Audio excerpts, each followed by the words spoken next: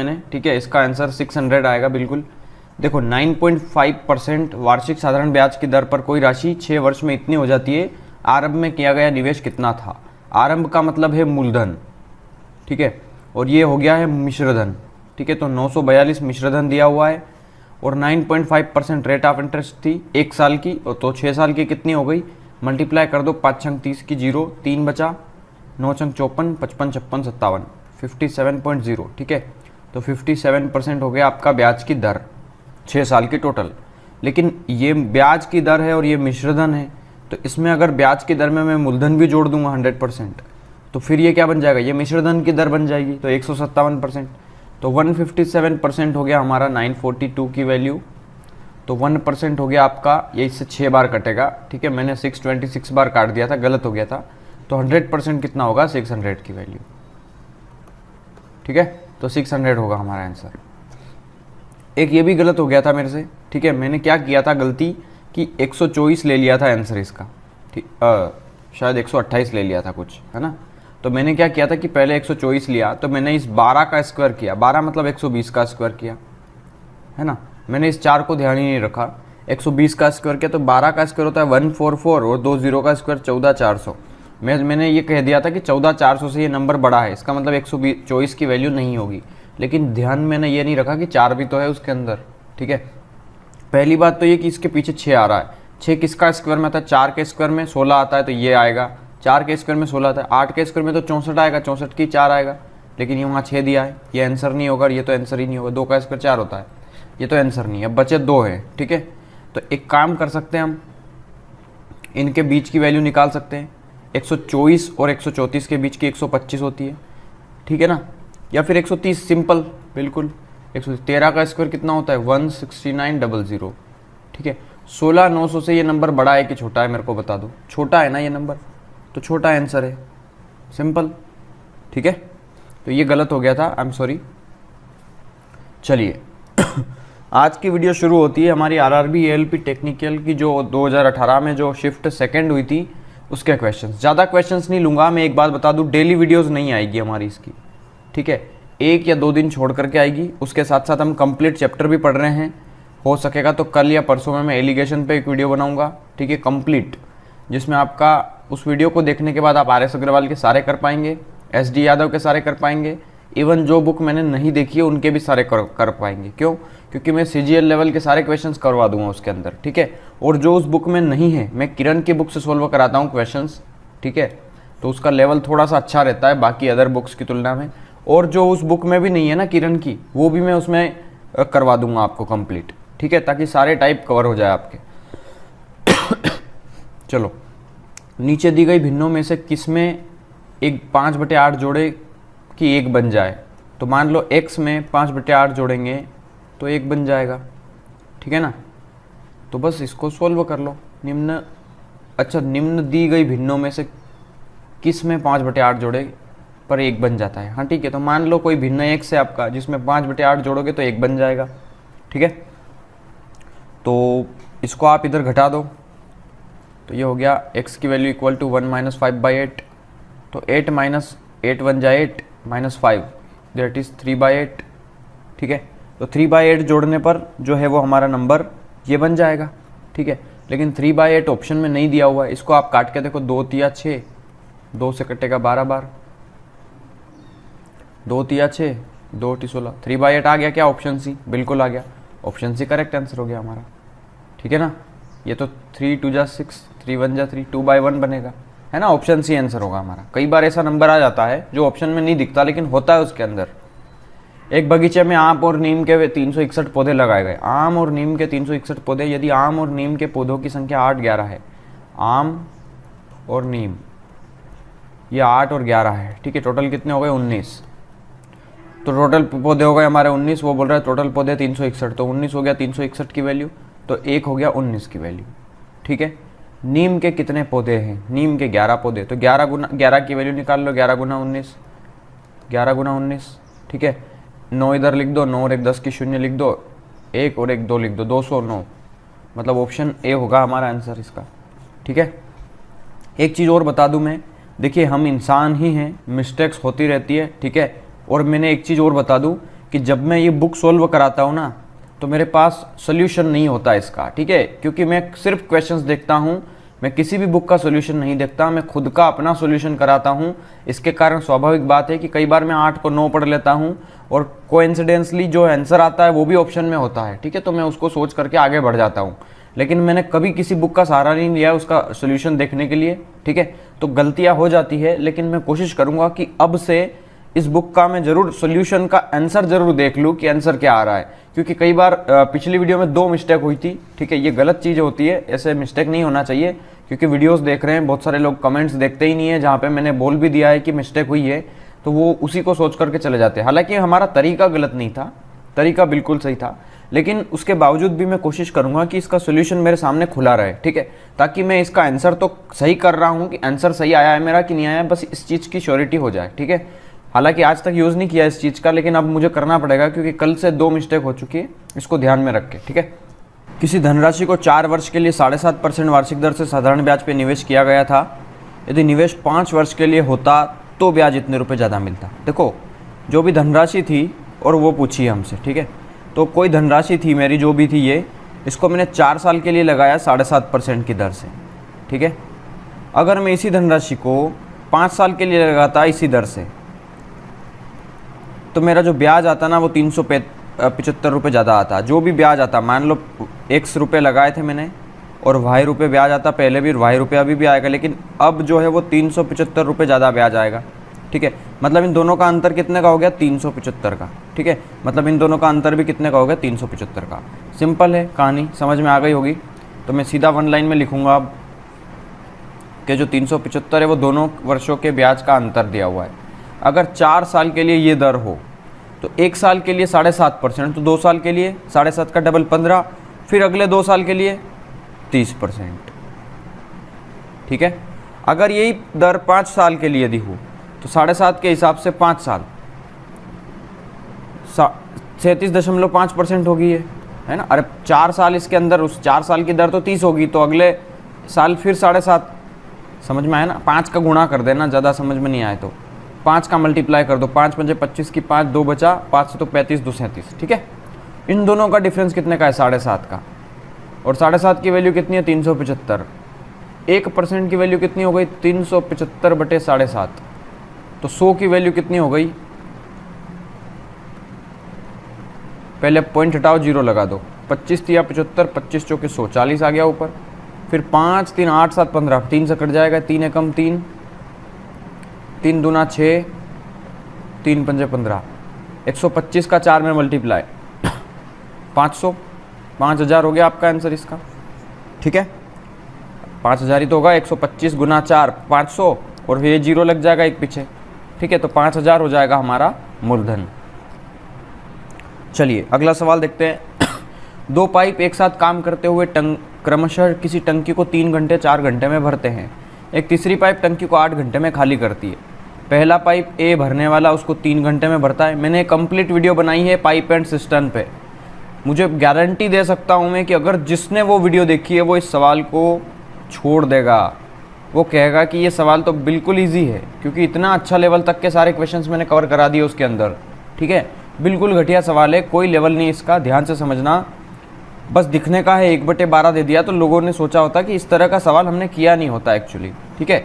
हर सवाल को कितनी भी तरीके से बना दे, हमें छोटा सा कंसेप्ट आता है ना उसका, तो समझ में आ जाएगा हमको क्या है, ठीक है। मैं भी आपके साथ पहली बार ही देख रहा हूँ। देखो, किसी एक पाइप किसी टंकी को 3 घंटे में भरता है, दूसरा उसे 4 घंटे में भरता है, तीसरा 8 घंटे में खाली करता है। तो सी वाला जो है वो खाली करता है कितने? 8 घंटे में। जब टंकी 1/12 भरी हुई थी, पहले तो मेरे को एलसीएम लेना पड़ेगा और पूरी टंकी की कैपेसिटी निकालनी पड़ेगी। 3 8 24, 3 8 और 4 की एलसीएम आ गया ना 24, तो ये 3 8 24, 4 6 24 और 8 तिया 24, और ये 3 खाली करने वाला है, ठीक है। और ये बोल रहा है कि यदि 1/12 टंकी भरी हुई हो, टंकी है कितनी? 24, 24 की 1/12 भरी हुई हो, इसका मतलब 2 भरी हुई है सिर्फ, ठीक है। और तीनों पाइप को खोल दें तो टंकी को पूरा भरने में कितना टाइम लगेगा? ये भर कितना रहे हैं? 8 और 6 14, 14 में से 3 गया है ना, तो कितना बचा? 11 यूनिट, ठीक है। टंकी, हाँ, और तीनों पाइप को खोल दें तो तीनों पाइप 1 यूनिट, 1 दिन में कितना काम करते हैं, 11 यूनिट, ठीक है। तो देखो जितनी टंकी भरी हुई थी उसको और भरेंगे ना, वो मेरी बात समझना ध्यान से। 2 यूनिट टंकी भरी हुई थी, मतलब इतनी टंकी थी,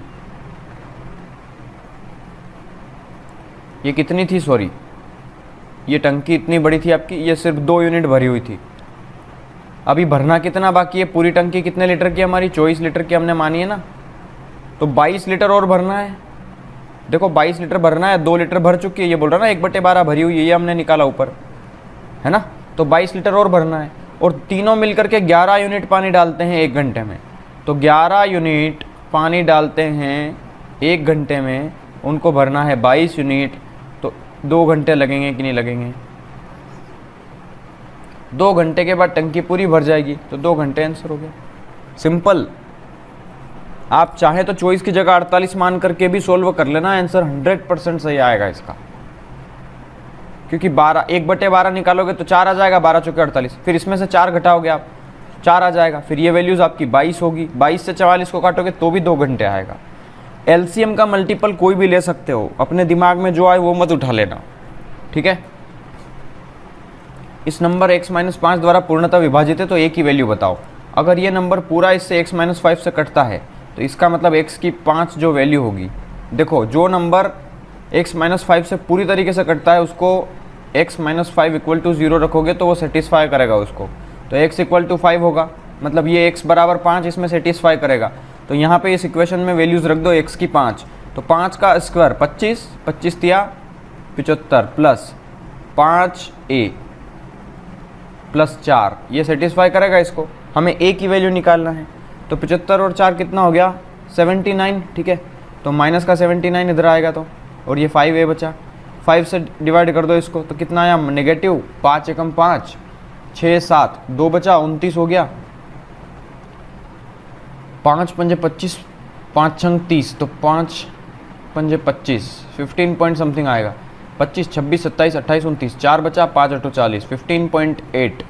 ऑप्शन सी करेक्ट आंसर होगा हमारा, ठीक है। निम्न हल करें, करो हल निम्न को, देखो तो चलो लिख लो इसको, -1/4 ब्रैकेट में -45 और माइनस, अच्छा 32 से ये कितनी बार कटा, देखो माइनस से माइनस कट, अच्छा डिवाइड है इसलिए मैं सॉल्व कर रहा हूँ, ठीक है। 32 तिया कितना हो जाएगा, 96, तो 45, और ये आ गया 3 ब्रैकेट के अंदर, ठीक है। ये माइनस लगा हुआ है तो माइनस हट जाएगा, माइनस कितना आ गया, ये -1/4 इंटू 45 प्लस 3 48, और वो भी माइनस का, क्योंकि दोनों नंबर नेगेटिव हो तो नंबर जुड़ जाते हैं, लेकिन साइन बड़े नंबर का आता है। बड़ा नंबर क्या है, 45, 45 का साइन कौन सा है, नेगेटिव है, ठीक है। तो 45 आएगा, तो ये नेगेटिव और नेगेटिव कितना हो जाएगा, पॉजिटिव, 4 एकम 4, 4 दूना 8, 12 आंसर आएगा प्लस का। ऑप्शन ए करेक्ट आंसर होगा हमारा।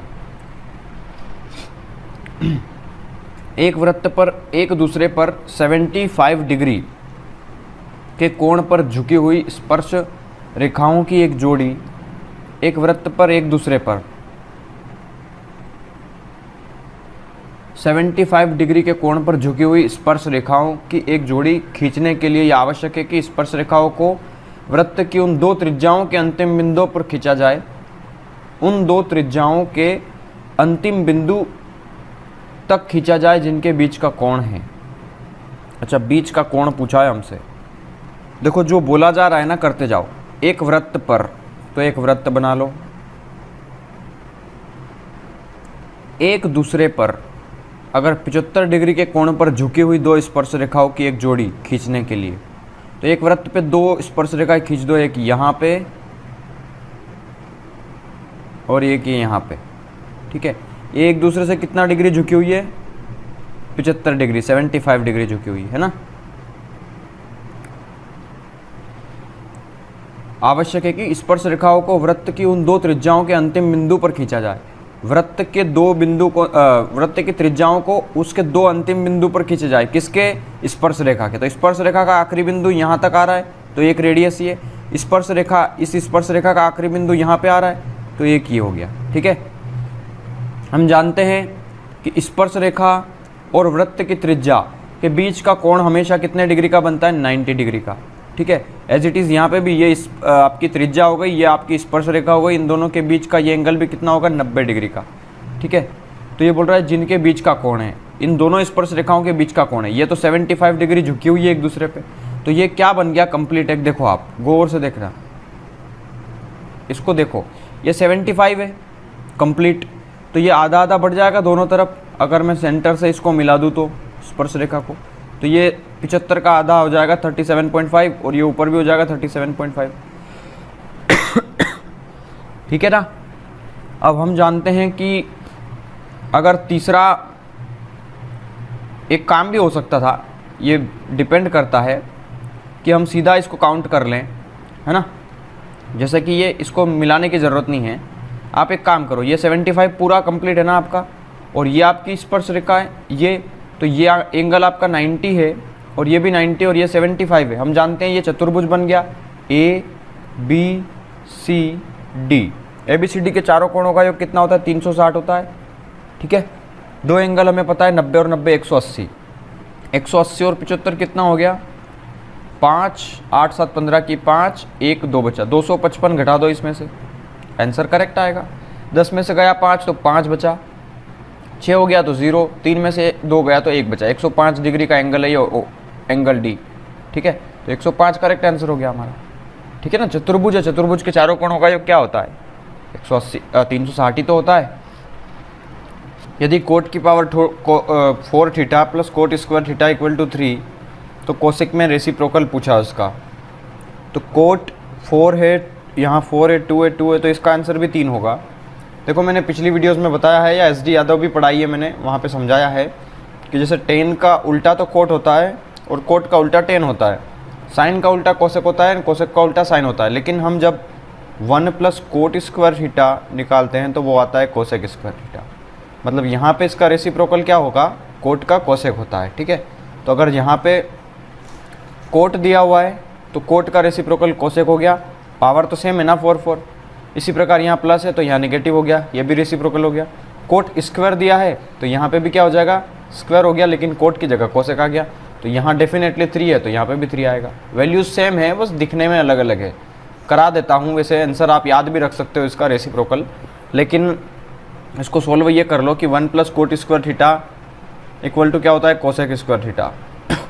कोसेक, कोट को हमें कोसेक में चेंज करना है, तो कोट की वैल्यू निकाल लो। यहाँ पे कोट स्क्वायर थीटा की वैल्यू क्या आ जाएगी? कोसेक स्क्वायर थीटा -1, है ना। ये सर्वसमीकाय होती है जो मैंने ये बताई है, ये सर्वसमीकाय है। 3 सर्वसमीकाय होती है हमारी, उसके अंदर एक ये है। कोट की वैल्यू आ चुकी है, यहाँ पे रख दो, तो यहाँ पे रखोगे तो कोसेक स्क्वायर थीटा -1 की पावर कितनी हो गई? एक काम करो, पहले तो इसके अंदर कोट के अंदर क्या रखोगे? Cosec square theta -1। ठीक है, तो कोट स्क्वायर इंटू स्क्वायर, उसकी पावर भी स्क्वायर कर लो, कोट स्क्वायर थीटा का स्क्वायर कर लो, तो 2 का स्क्वायर मतलब 4 हो जाएगा ये। तो कोट स्क्वायर अंदर रख दो, वैल्यू क्या आ गई? कोसेक स्क्वायर थीटा का whole square plus cot square theta. Cot square की वैल्यू कितनी निकाली अभी हमने? कोसेक स्क्वायर थीटा -1, और ये किसके बराबर है? 3 के। a माइनस बी का होल स्क्वायर, a का स्क्वायर प्लस b का स्क्वायर माइनस का 2ab, और फिर ये यहाँ से क्या है? प्लस का cosec square theta -1 equal to 3। -1 से +1 कैंसिल आउट, यहाँ पे कोसेक स्क्वायर, कोसेक की पावर 4 थीटा, और माइनस का 2 कोस स्क्वायर थीटा में से गया 1 कोस स्क्वायर थीटा, मतलब माइनस का कोसेक स्क्वायर थीटा बचा, और इसकी वैल्यू भी 3 आ गई। देखो यही तो प्रूव करना था हमको, 3 आंसर। ठीक है, इतना क्यों करना है यार, जब पता चल चुका है हमें अब एक चीज़ की, कोट का रेसिप्रोकल कोसेक, यहाँ प्लस है तो वहाँ निगेटिव होना चाहिए। अगर यहाँ प्लस होता तो आंसर सेम नहीं आता, फिर आंसर अलग होता। ठीक है ना। ये क्या आया है? जनवरी, फरवरी, मार्च, अप्रैल, मई, जून दिए गए आंकड़े मोटरसाइकिल और कुल गाड़ियों के 2017 के शुरुआती 6 महीनों, 2017 है ये पूरा साल 2017 का है, 2017 का ये जनवरी, ये फरवरी, ये मार्च, अप्रैल, मई, जून। क्या बोल रहा है कि दिए गए आंकड़े मोटरसाइकिल और कुल गाड़ियों के हैं तो ये जो पहले नंबर पे ये मोटरसाइकिल से, ये है गाड़ियाँ, टोटल गाड़ियाँ, कुल गाड़ियाँ। ये मोटरसाइकिल से, ये कुल गाड़ियाँ, ये मोटरसाइकिल हो गई और 25 कुल गाड़ियाँ हो गई। ठीक है, सूचना, इम्पोर्टेंट चीज़ें ध्यान से समझना।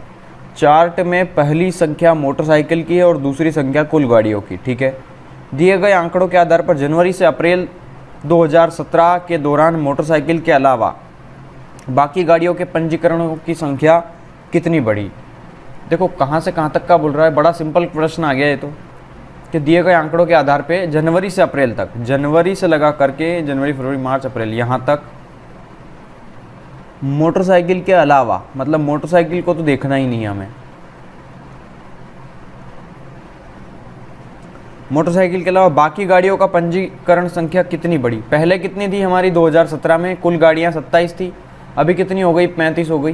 कितनी बढ़ गई, 8 बढ़ गई, 8000 बढ़ गई ना। अरे ये सारे नंबर कैसे हैं, देखो ब्रैकेट में देखो, यहाँ हजारों में है, तो 8 बढ़ी मतलब 8000 बढ़ी, सिंपल। ठीक है, a plus b plus c equal to 0 और ये इसका स्क्वायर क्या होगा। देखो बड़ा सिंपल प्रश्न है, एक फार्मूला है, मैं बता देता हूँ आपको, कि जब भी a का क्यूब प्लस b का क्यूब प्लस c का क्यूब दिया हो किसी सवाल में, ये हो, और a plus b plus c equal to 0 दिया हो, ये फार्मूला होता है actually, a cube plus b cube plus c cube दिया हो और a plus b plus c बराबर 0 दिया हो, जो कि दिया हुआ है इसके अंदर, तो फार्मूला होता है a का क्यूब प्लस b का क्यूब प्लस c का क्यूब हमेशा बराबर होगा 3abc के। ठीक है, 3abc के बराबर होगा। तो बस a plus b plus c equal to 0 दिया है और a cube b cube c cube का भी स्क्वायर दिया हुआ है, तो a cube b cube c cube यहाँ पर क्या होगा, ये हमेशा बराबर होगा 3abc के। तो इसके अंदर ब्रैकेट में लिख दो 3abc का क्या स्क्वायर, तो 3 का स्क्वायर कितना हो गया 9, 9 a का स्क्वायर b का स्क्वायर c का स्क्वायर। ठीक है ना, ये ऑप्शन बी हो जाएगा हमारा आंसर यहाँ पे। हाँ बिल्कुल सही है। ठीक है, एक कक्षा में 25 लड़कों की लंबाई इतनी है, 35 लड़कियों की लंबाई इतनी है, सभी 60 की एवरेज कितनी है। 25 लड़कों की 150 है प्लस 35 लड़कियों की 145 हाइट है और टोटल 60 लोग हैं, तो बस इसका मल्टीप्लाई कर लेना, इसका मल्टीप्लाई कर लेना, दोनों को क्या करोगे, जोड़ दोगे उसके बाद मल्टीप्लाई करने के बाद, और जो नंबर आए उसमें 60 से भाग दे देना। एवरेज का सबसे आसान सवाल है ये, है ना, कर लोगे ना ये तो आप। चलो ये भी कर सकते हैं हम 27 माइनस 38 माइनस 46 माइनस, अब देखो सबसे अंदर का ब्रैकेट पहले सोल्व होता है, तो ये सोल्व करो, 13 और 2 15, माइनस का 15 आ गया ये, और ये प्लस का 15, क्या हो गया 0 बचा, 46 माइनस 0 मतलब सिर्फ 46 बचा। ठीक है ना, अब 27 माइनस, अब ये हो गया 38 माइनस 46, 38 छोटा है 46 से, तो जो भी नंबर आएगा वो नेगेटिव आएगा, है ना, ब्रैकेट में क्या नेगेटिव नंबर आएगा। 8 9 10 11 12 13 14 15 16, कितना बचा, फिर से 8 बचा, 16 में से 8 गया तो 8 बचा ना, फिर ये कितना बचा, सिर्फ 8 ही बचा। 27 और माइनस माइनस क्या हो गया प्लस, 27 और 8 कितना हो गया 35, तो ऑप्शन ए करेक्ट आंसर हो गया हमारा। ठीक है ना, अरे ये माइनस माइनस क्या हो जाएगा, ये माइनस ये दोनों मिलकर के प्लस बन जाएंगे, तो 27 प्लस 8 35। किसी घनाभ की 3 सतहों के क्षेत्रफल ये हैं, घनाभ का आयतन क्या होगा। देखो सतहों के क्षेत्रफल दे देना, घनाभ डिपेंड करता है, ये घनाभ है आपका, ठीक है, ये पहली सतह हो गई उनकी, ये दूसरी सतह हो गई उनकी, ठीक है, और एज इट इज़ ये तीसरी सतह हो गई उनकी, है ना, ये तीसरी सतह। तो एक चीज़ ध्यान रखना आप कि सतह का मतलब क्या है, लंबाई और ये चौड़ाई, एज इट इज़ इसकी भी लंबाई चौड़ाई, है ना, इसकी भी लंबाई चौड़ाई, इसकी भी लंबाई चौड़ाई, मतलब ये जो 20 है वो लंबाई गुना चौड़ाई है, ये जो 32 है वो चौड़ाई गुना ऊंचाई है, और ये जो है ऊंचाई गुना लंबाई है। ठीक है, तो अब बेसिक सा सवाल है, हम कर सकते हैं इसको कि कुल मिला करके ये क्या हो जाएगा, एल का स्क्वायर प्लस बी का स्क्वायर प्लस एच का स्क्वायर, है ना, एच का एल का स्क्वायर बी का स्क्वायर एच का स्क्वायर। ठीक है, तो एल का स्क्वायर बी का स्क्वायर एच का स्क्वायर बराबर होगा इधर 20 गुना 32 गुना 40। ठीक है ना। अरे a l square b square कैसे हुआ, मैंने आपस में मल्टीप्लाई कर दिया तीनों का, इसमें इसका और जो भी आए उसमें उसका, तो एल भी 2 बार, एच भी 2 बार, बी भी 2 बार, ठीक है। L square b square h square, ठीक है, तीनों का मल्टीप्लिकेशन करूंगा तो यही आएगा। और एल बी एच का होल स्क्वायर भी ले सकता हूँ मैं, और स्क्वायर को इधर हटा करके स्क्वायर रूट भी लगा सकता हूँ मैं, ठीक है। तो ये कितना आ जाएगा इसके अंदर 20 गुना 32 गुना 40। तो ये देखो यहाँ पे क्या होगा, ये 20 है, इस 40 को मैं लिख सकता हूँ 20 गुना 2, ठीक है, ताकि ये स्क्वायर बन जाए। मतलब 20 गुना 20 400 हो गया, ये गुना 32 गुना कितना हो गया 64। तो देखो बाहर आएगा 400 20 का स्क्वायर होता है, 64 8 का स्क्वायर होता है, 8 दूना 16 160 आंसर हो गया हमारा। मतलब देखो आंसर क्यों हो गया, क्योंकि हमें पूछा था घनाभ का आयतन। घनाभ का आयतन क्या होता है, लंबाई गुना चौड़ाई गुना ऊंचाई, और यही तो निकाला हमने, देखो L into b into h, ठीक है। ये नंबर पूछ रहा है निम्न में से कौन सा एक न्यूनांक भिन्न है। देखो मैं एक चीज़ बता दूं, ये न्यूनांक वर्ड मुझे समझ में नहीं आया क्या है ना। मैंने इसको गूगल पे भी सर्च किया था, ये गूगल पे क्या होता है न्यूनांक, लेकिन मुझे कुछ समझ में नहीं आया क्योंकि उस पर उसका प्रोनाउंसिएशन नहीं था। तो फिर भी मुझे लग रहा है कि न्यून मतलब होता है कम, छोटा या छोटा से छोटा, है ना, कम से कम या छोटे से छोटा नंबर, है ना। आई थिंक ऐसा लगता है, कुछ और भी हो सकता है इसका मतलब, क्योंकि इतना हिंदी मैंने भी नहीं पढ़ा है कभी। तो इसको सोल्व करना ही पड़ेगा। 15 से डिवाइड करके देखो, 26 से डिवाइड करके देखो, इससे डिवाइड करके देखो, इससे डिवाइड करके देखो, ठीक है। देखो ये तो 0 से छोटा आएगा, 0 पॉइंट समथिंग आएगा, ये तो 1 से बड़ा ही आएंगे। तो सबसे छोटे से छोटा नंबर पूछा है हमसे, ठीक है, न्यूनांक। मतलब मैं ऐसा मानता हूँ कि न्यूनांक मतलब कम से कम होगा। तो देखो 112 नीचे वाला जो नंबर है वो ऊपर वाले से बड़ा है, तो ये तो भाग ही नहीं जाएगा, तो भाग नहीं जाएगा तो 0 आएगा। और ये नंबर देखो 26 से कम 26, 26 से 78, तो 3 बार जाएगा लगभग। ये भी 15 छंग 90 6 बार जाएगा, और ये भी 17 दूना 34 2 बार लगभग जाएगा। लेकिन न्यूनांक अगर देखें हम छोटे से छोटा, तो फिर आंसर ये बनता है। और अदरवाइज आंसर इसका दूसरा हो सकता है, बुक में तो यही दिया हुआ है, ठीक है, और कोई तरीका हो सकता है इसको करने का। दूध पानी के एक मिश्रण का 2/3 भाग दूध है, मिश्रण की कुल मात्रा 21 है। चलो ठीक है, 21 लीटर का टोटल मिश्रण हो गया, उसमें 2/3 मिल्क है। देखो दूध और पानी है, मिल्क एंड वाटर है। 21 का 2/3 मिल्क है, तो 21 का 2/3 कितना हो गया, 7 दूना 14 हो गया, तो 7 ये हो गया, है ना। 21 का 2/3 है, तो 21 का 1/3 ये होगा, ठीक है।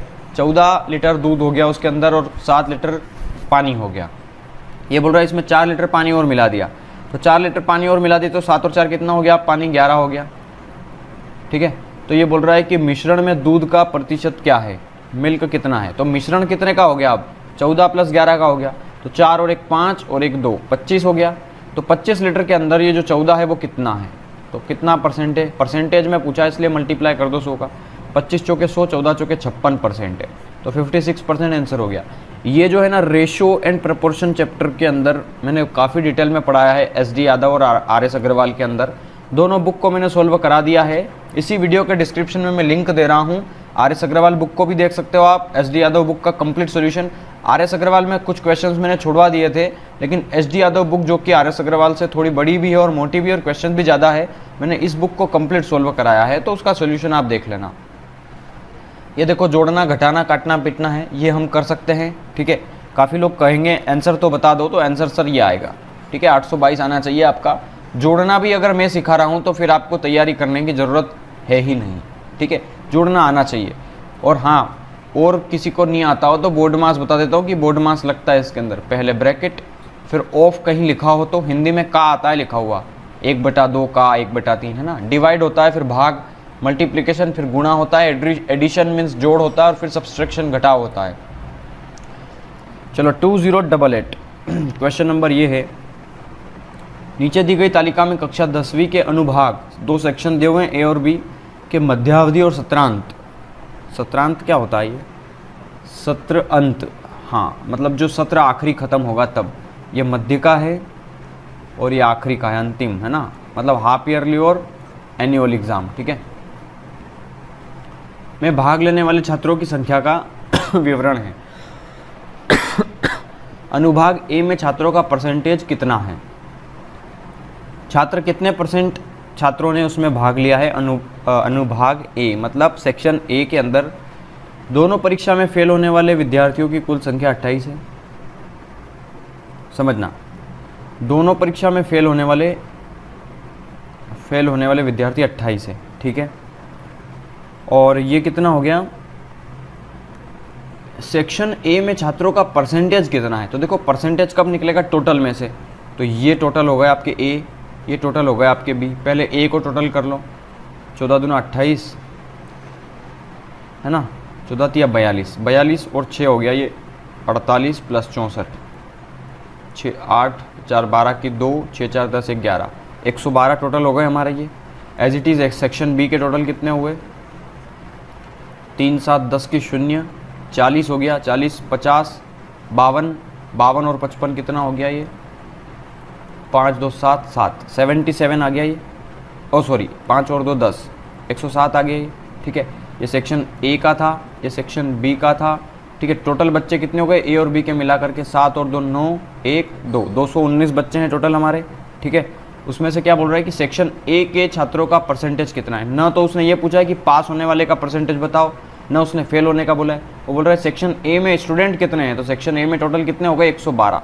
तो 112 स्टूडेंट है, ये कितना परसेंट है कैलकुलेट कर सकते हैं अब आसानी से हम, ठीक है। 112 से पहले इस नंबर को डिवाइड करना, फिर जो आए उसमें से 100 से डिवाइड कर देना, ठीक है। किसी त्रिभुज में समकोण बनाने वाली दो भुजाएं 3 और 4 लंबी है। तो किसी त्रिभुज में, तो मान लो ये त्रिभुज है, इसमें दो समकोण बनाने वाली लाइन्स है, एक 3 है एक 4 मान लो, या 4 या 3 कैसे भी मान लो, ये समकोण त्रिभुज बना रही है यहाँ पे, ठीक है। इस त्रिभुज के परिवृत्त का क्षेत्रफल क्या होगा? परिवृत्त समझते हो आप? जो इस त्रिभुज को बाहर से स्पर्श करे, ऐसे।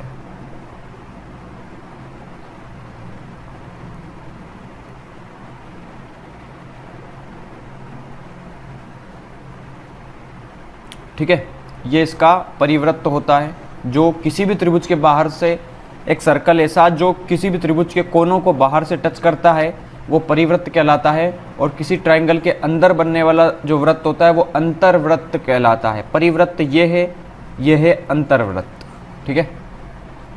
हम जानते हैं कि अगर त्रिभुज का परिवृत्त निकालना है, और त्रिभुज देखो ये 3 ये 4, तो ये क्या होगा? 5, ट्रिपलेट है ना ये।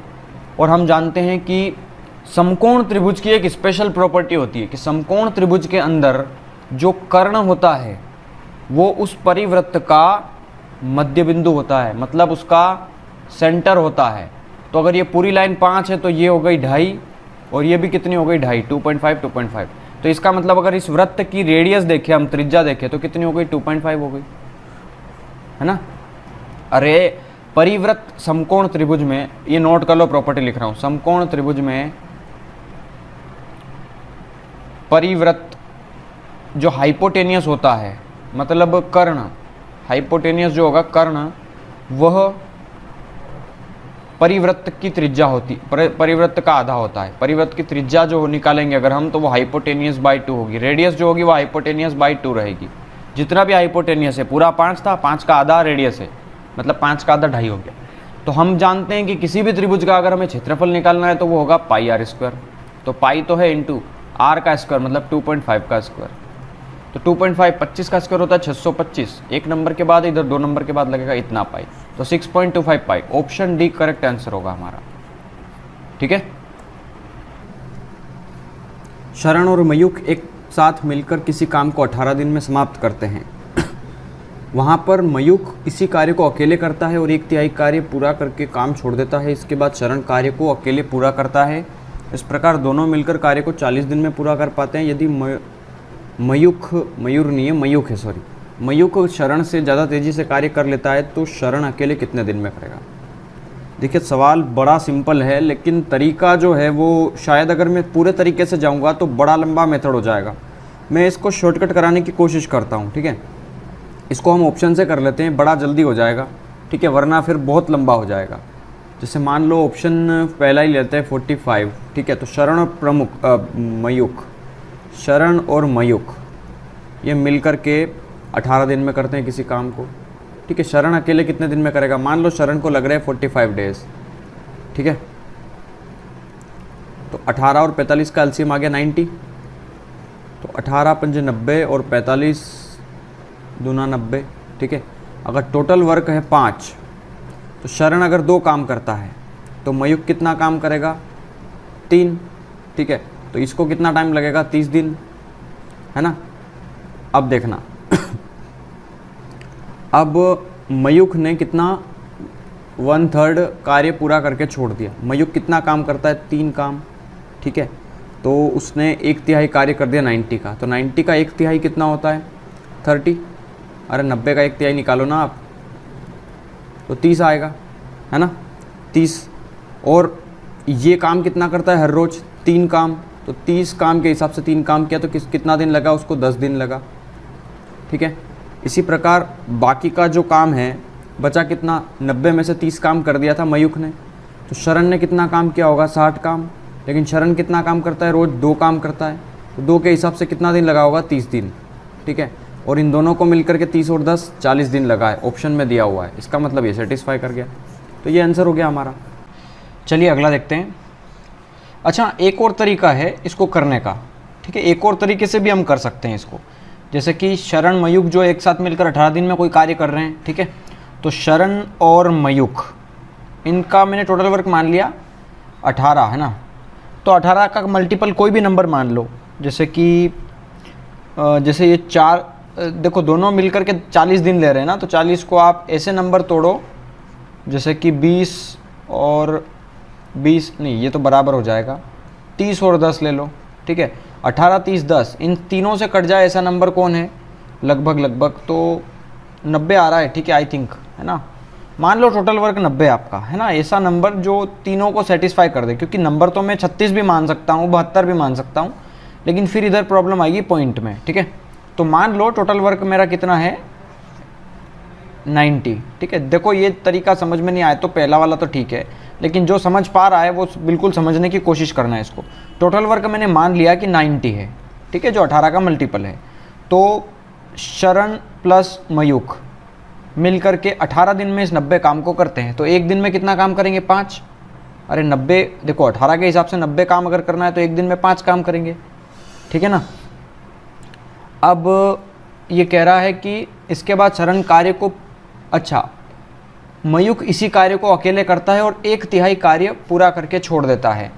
1/3 कार्य कौन कर रहा है यहाँ पे? मयूख, ठीक है। तो 1/3 काम कर रहा है, तो 90 का 1/3 कितना हो गया? 30, ठीक है। और 30 के हिसाब से, अच्छा एक चीज़ समझना, चलो यहाँ पे गौर से देखो, मयूख इसी काम को अकेला करता है और 1/3 करके छोड़ देता है। 1/3 कर दिया मयूख ने, ठीक है। तो जो शरण बचा उसने कितना किया होगा? 2/3, मतलब 3 में से इसने 2 किया होगा और 3 में से इसने 1 किया होगा, ठीक है। समझ में आ रहा है? मतलब इसको मान लो अगर कि मयूख ने 3 काम किया है तो इसने कितना किया होगा? 2। और ये एक चीज़ और ज़्यादा है कि मयूख जो है वो शरण से ज़्यादा तेज़ी से कार्य करता है, तो मयूख जो है वो शरण से ज़्यादा तेज़ी से कार्य करता है, ठीक है ना। तो ये इससे तेज़ी से कार्य करेगा, ये 3 ये 2, ठीक है। अब अच्छा, मैं चाहूँ तो यहाँ पे 4 और 1 भी ले सकता हूँ, तब भी 4 और 1 5 हो जाएगा, है ना। लेकिन 4 और 1, चलो ये भी कंडीशन बनती है, ठीक है। यहाँ पे ये ज़्यादा होना चाहिए मयूख आपका, 5 और 0 नहीं ले सकता, ठीक है। ये 2 कंडीशन बन रही है हमारी। अब दोनों मिलकर के काम करते हैं तो कितने दिनों में काम? 40 दिनों में काम पूरा हो जाता है, ठीक है। देखो अगर ये 1/3 काम करता है, कौन? मयूख 1/3 काम कर रहा है, तो 1/3 कितना होता है? 90 का 30, और 30 मयूख कितना काम करता है यहाँ पे? 4। अगर आप 4 से डिवाइड करेंगे तो ये कितना पॉइंट में आएगा? मतलब ये नहीं ले सकते आप, 4 और 1 नहीं ले सकते, ठीक है। बचेगा क्या? 2 और 3, ठीक है। 3 अगर डिवाइड करेंगे तो 3 धाम 30, 10 दिन आएंगे यहाँ पे, ठीक है। और ये कितना कर रहा है? 2/3, मतलब 90 में से 30 काम इसने कर दिया, तो बचा कितना काम? 60। और 60 को कौन करेगा फिर? ये करेगा शरण, 2 के हिसाब से 30 दिन ये लगाएगा, तो 30 दिन ये लग गए, तो 10 दिन ये 30 दिन ये, सेटिस्फाई कर गया 40 दिन, ठीक है। तो क्या पूछ रहा है कि शरण अकेले कितने दिनों में करेगा? तो शरण जो है, शरण अकेले इस कार्य को कितने दिनों में करेगा? देखो शरण 2 यूनिट काम करता है, ठीक है। शरण कितने यूनिट काम करता है? 2। उसको काम कितना करना है? 90। कितने दिन लगेंगे? 45 दिन, ठीक है। तो फिर से आंसर वही आ गया। दोनों तरीके हैं, जो आपको ठीक लगे कर लेना। मेरी वर्तमान आयु का 3/5 उतना ही है जितना कि मेरे भाइयों में से एक की आयु का 5वां छठा हिस्सा। ये समझना ध्यान से, क्या बोल रहा है कि मेरी वर्तमान आयु का 3/5 उतना ही है जितना मेरे चचेरे भाइयों में से एक की आयु का 5वां छठा हिस्सा। देखो 2 तरीके से करते हैं इसको हम, वैसे 4 तरीके करा बता सकता हूँ मैं इसको समझना। मेरी वर्तमान आयु का 3/5 उतना ही है। मान लो मेरी वर्तमान आयु आज ए है, ठीक है, उसका 3/5 मतलब 3/5 उतना ही है। उतना ही है मतलब बराबर, जितना कि मेरे चचेरे भाई, बाई मीन्स ब्रदर मान लो, ठीक है, 20 है, उसका 5वां छठा 5/6, ठीक है, क्रॉस मल्टीप्लाई कर दो तो ये कितना हो जाएगा, a गुना 6 18 बराबर b गुना 25। a बटा b का रेशो कितना आ गया आपका 25/18। ये a की उम्र आज की वर्तमान और b की उम्र 18 आ गई आपकी, ठीक है। लेकिन ये हम जानते हैं रेशो है ना, तो मान लो ये उम्र कंप्लीट नहीं है, तो देखो है ना कंप्लीट नहीं है, तो मैंने मान लिया कि ये जो आपकी उम्र आई है वो 25 और 18 के रेशो में आई है, ठीक है। अब देखना इसमें हम 2 तरीके से कर सकते हैं यहाँ पे। अच्छा, इसको 25-18 एक तरीका तो ये है, दूसरा ये है कि मेरी वर्तमान आयु का 3/5 तो 3/5 मेरे चचेरे भाई का 5 छठा है, ठीक है, 6 18 हो गया, 5 पंजे 25 हो गया, 18 और ये 25 रेशो आ गया, ठीक है। अभी बोल रहा है मेरी 10 साल पहले आयु, ठीक है, मेरी 10 साल पहले आयु और उनकी आज से 4 साल बाद आयु। 10 साल का अंतर ये, 4 साल का अंतर ये, 10 और 4 कितना हो गया 14 साल का अंतर। लेकिन इन दोनों के बीच में कितने का अंतर है, 18 से 25 हुआ, मतलब ये हो गया 7 का अंतर। तो 7 हो गया, 14 की वैल्यू तो 1 हो गया 2 की वैल्यू, ठीक है। मेरी वर्तमान आयु क्या है, मेरी वर्तमान आयु हमेशा ये वाली होती है, जो यहाँ पे वैल्यूज़ होती है उसको हम लिखते इधर हैं, है ना, लेकिन ये एक्चुअली इधर आती है, ठीक है। तो 25 की वैल्यू कितनी हो जाएगी 50, हमेशा इन्वर्स में आती है, मतलब आगे वाली वैल्यूज़ हमारी नहीं होगी, ठीक है। ब्रदर की इधर हो जाती है, जैसे कि ए की वैल्यू यहाँ पे 25 है, मतलब ए को मैंने मेरी आयु माना था, ठीक है ना, समझ में आ रहा है ना। दूसरा तरीका ये है कि यहाँ पे रेशो आया है ना, क्लियर नहीं है, तो मान लो ये 25x है, ये 18x है, ठीक है। आज की उम्र मेरी 25x है और मेरे चचेरे भाई की उम्र 18x है, तो मेरी क्या बोल रहा है ये कि मेरी 10 साल पहले आयु, तो 10 साल पहले आयु कितनी थी मेरी 25x - 10, ठीक है। और उनकी आज से 4 साल बाद की आयु, उनकी आज से 4 साल बाद आयु, तो 18x + 4 साल की आयु होगी, बराबर होगी, ठीक है। तो इनको आप घटा दो आपस में, तो ये कितना बचेगा 7x बराबर फिर से 14, x बराबर कितना आ गया 2, ठीक है। मुझे क्या चाहिए, मेरी वर्तमान आयु, मेरी वर्तमान आयु मैंने कितनी मानी थी 25x, ठीक है ना। तो 25 गुना x की वैल्यू है 2, तो 25 गुना कितना आ गया फिर से 50 आंसर आ गया, मतलब ऑप्शन डी करेक्ट आंसर होगा हमारा, ठीक है। दोनों तरीके हैं आपके सामने, ये भी कर सकते हो, ये भी कर सकते हो, और भी तरीके हैं, x मान के भी कर सकते हैं हम उसको। नीचे दी गई संख्याओं में से कौन सी परिमेय संख्या नहीं है। परिमेय संख्या वो होती है जिनको हम p/q के रूप में लिख सकते हैं, ठीक है, और अपरिमेय वो होती है जिनको हम p/q के रूप में नहीं लिख सकते हैं, ठीक है। और यहाँ पे q बराबर नहीं होता है 0 के, ठीक है। चलो समझना, √64 ये तो 8 की, इसका मतलब 8 होता है, तो ये तो एक परिमेय संख्या है। 64 और यहाँ पे देखो 2 लगाओ या मत लगाओ कोई फ़र्क नहीं पड़ता, 2 लगाओ या मत लगाओ इसकी वैल्यू भी 8 ही होगी, कोई फ़र्क नहीं पड़ता। जो जहाँ पे कुछ नहीं होता वहाँ पे 2 होता है ना रूट के ऊपर। यहाँ पे 8 किसका घनमूल है 2 का है, ये भी एक परिमेय संख्या है। अच्छा यहाँ पे लिखा हुआ नहीं है, इसका मतलब 2 है यहाँ पे, ठीक है। तो ये 8 तो किसी का स्क्वायर है ही नहीं ना, तो ये एक अपरिमेय संख्या है, मतलब परिमेय संख्या नहीं है, अपरिमेय है। 750 रुपये निवेशित राशि पर 3 महीने का ब्याज 18 रुपये है, प्रतिवर्ष साधारण ब्याज की दर क्या है। बेकार सा सवाल है। 750 की दर से 3 महीने मतलब उसको साल में बदल लो, गुना दर कोई है R% बराबर ब्याज कितना है 12 रुपये, ठीक है। 3 चौके 12, 0 से 0 कट गया, या फिर एक काम करो इसको 0 मत काटो, 25 × 75, 25 चौके 100, ये 15 बार कट गया 2 बार, ठीक है। 2 चलो आप इसको 3 से काट दो, 3 पंजे 15, 3 छंग 18, अब 4 दूना 8, 8 छंग 48/5 आ गया रेट ऑफ इंटरेस्ट, ठीक है। 5 नम 45, तो 5 नम 45 हो गया, 46, 47, 48, 3, 30, 5 छंग 30, 9.6% ऑप्शन बी, ठीक है। ये करेक्ट आंसर होगा हमारा। चलिए ठीक है, ये फिर नया एक सेट आ गया, इसको हम अगली वीडियो में लेंगे। ठीक है, यहाँ तक इस वीडियो को यहीं रखते हैं। ठीक है, तो आप बिल्कुल निरंतर कंटिन्यू रखिएगा। ठीक है, क्योंकि ये एएलपी के जो क्वेश्चन है ये सारे प्रीवियस ईयर ये हम करवा रहे हैं। ठीक है, ये जो है रुक्मणी पब्लिकेशन की बुक है, मैंने बता दिया है आपको। ठीक है, तो इसमें आप वॉल्यूम 1 ही है अभी तो। ठीक है, वॉल्यूम 1 ही आया है, वॉल्यूम 2 आया नहीं है, वॉल्यूम 3 और 2। तो अभी फ़िलहाल हम इसी बुक को सॉल्व करा रहे हैं। वॉल्यूम 2 आएगा तो फिर सोचेंगे उसके बारे में, अभी कोई फिक्स नहीं है। ठीक है, कि उसको हम सॉल्व कराएंगे, क्योंकि काफ़ी समय लगता है इसको सॉल्व कराने में। पूरी बुक होती है जिसमें ग्रुप डी भी आएगा, एनटीपीसी भी आएगा, एएलपी भी आएगा, और काफ़ी समय लग जाता है। इसलिए कमिटमेंट नहीं कर रहा हूँ मैं अभी आपसे कि मैं इसको पूरा कंप्लीट सॉल्व कराऊंगा। लेकिन हाँ, मुझे ठीक लगा और एग्ज़ाम थोड़ा नज़दीक होगी तो कुछ क्वेश्चंस उसके अंदर से जो अच्छे लेवल के हैं, थोड़े जो हमारी एग्ज़ाम्स के जो थोड़े अलग टाइप के हैं। देखो यार, ये चीज़ें सारी आप पढ़ चुके होते हैं। ठीक है, बार बार एक ही चीज़ क्या पढ़ना है ना, आप भी खुद भी बोर होते होंगे, हम खुद भी बोर हो जाते हैं वही चीज़ें बार बार पढ़ाने पे। कुछ नया आता है ना, जैसे घूर्णी समरूपता, इस बार नया कंसेप्ट था एकदम, लोगों ने नाम ही नहीं सुना होता घूर्णी समरूपता क्या था, उसके बारे में हमने नया चीज़ सीखा। बहुलक, माध्य, माध्यिका, इनके बारे में डिटेल में कभी नहीं पढ़ा होता किसी ने। ठीक है, सांख्यिकी क्योंकि स्कूल में जब पढ़ाया जाता था तो इतना डिटेल में नहीं होता था। अभी पूरे इंडिया में एनसीईआरटी लागू हुआ है, जिससे लोगों को एनसीईआरटी का कंप्लीट कंसेप्ट पता चला है। ठीक है, जो 11th-12th में आप एपी, जीपी, एचपी, जो harmonic progression, arithmetic progression, geometric progression पढ़ रहे थे, वो इस बार 10th की बुक्स में आने लग गई है। ठीक है, तो मैथ्स का सिलेबस काफ़ी चेंज हुआ है। अब जो मैथ्स का लेवल होगा वो बहुत अच्छे से सीख पाएंगे स्टूडेंट्स। ठीक है, मतलब जो 10th, 11th, 12th की चीज़ें हैं वो 9th और 10th में सीख रहे हैं, इससे काफ़ी इम्प्रूवमेंट होगा आने वाले समय में।